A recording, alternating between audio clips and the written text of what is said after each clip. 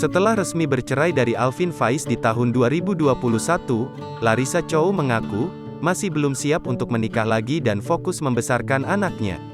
Larissa Chow pun mengungkapkan alasan mengapa ia belum siap untuk menikah lagi. Saat ini, Larissa Chow tengah menikmati perannya sebagai seorang ibu tunggal atau single mom. Merawat seorang anak sendirian tanpa suami bukanlah hal yang mudah.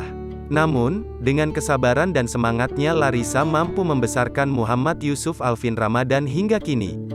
Kendati begitu, selebgram cantik itu ternyata belum siap untuk menikah lagi. Melalui unggahan di Instagram, perempuan berusia 26 tahun itu membahas keputusannya tersebut. Dalam kesempatan itu, Larissa menjawab pertanyaan dari salah satu tim. Apakah benar Larissa Chow sekarang takut menikah lagi? Tanya tim kepada Larissa dilansir dari Instagram, Jumat, tanggal 22 Juli tahun 2022. Kemudian, ibu satu orang anak itu menjawab dengan rasa yakin. Takut menikah lagi enggak, tapi belum siap untuk menikah lagi, kata Larissa dalam video.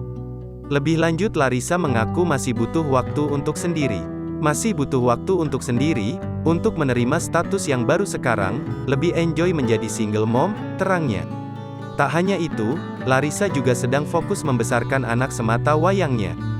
Hal itu yang membuat alasan dirinya belum siap untuk menikah.